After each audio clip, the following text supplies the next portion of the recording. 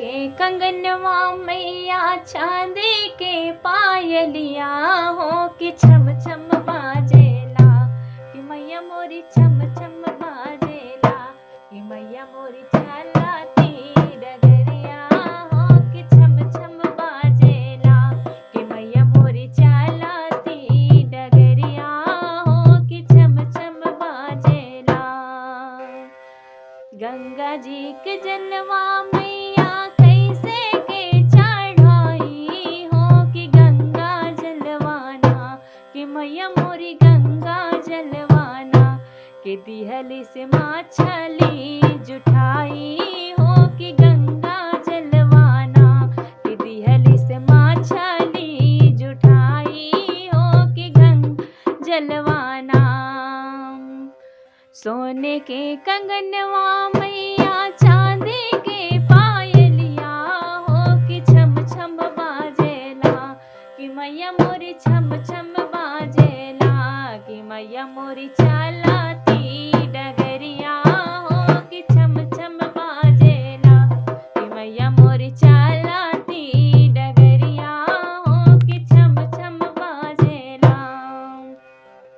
चावल और अक्षत मैया कैसे के चढ़ाई हो कि चावल अक्षत माँ कि मैया मोरी चावल अक्षत माँ कि दिहली से चिड़िया जुठाई हो कि चावल अक्षत माँ कि दिहली से चिड़िया जुठाई हो कि चावल अक्षत माँ।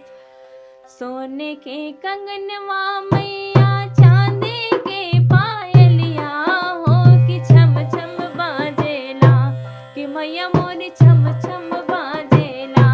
कि मैया मोरी चलाती डगरिया हो कि छम छम बाजेला कि मैया मोरी चलाती डगरिया हो कि छम छम बाजेला। गुड़हल के फुलवा मैया कैसे के चढ़ाई हो कि गुड़हल फुलवाना कि मैया मोरी गुड़हल फुलवाना कि दिहली से भावरा जुठाई हो कि गुड़हल फुलवाना कि दिहली से भावरा जुठाई हो कि गुड़हल फुलवाना। सोने के कंगनवा मैया चांदी के पायलिया हो कि छम छम बाजेला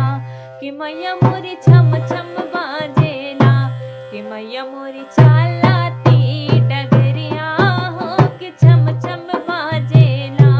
कि मैया मोरी चलाती डगरिया हो कि छम छम बाजेला। गैया के दुधवा मैया कैसे के चढ़ाई हो कि गैया दुधवाना कि मैया मोरी गैया दुधवाना कि दिहली से बछड़ा जुठाई हो कि गैया दुधवाना कि दिहली से बछड़ा जुठाई हो कि गैया दुधवाना। सोने के कंगनवा मैया चांदी के पायलिया हो कि छम छम बाजेला कि मैया मोरी छम छम बाजेला कि मैया मोरी चलाती डगरिया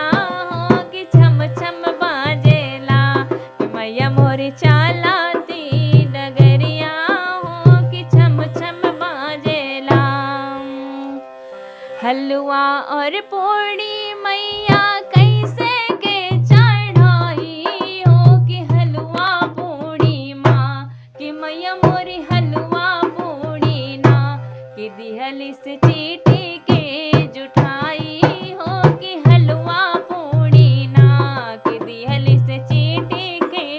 जुठाई हो कि हलवा पूड़ी ना। बोलिए सच्चे दरबार की जय।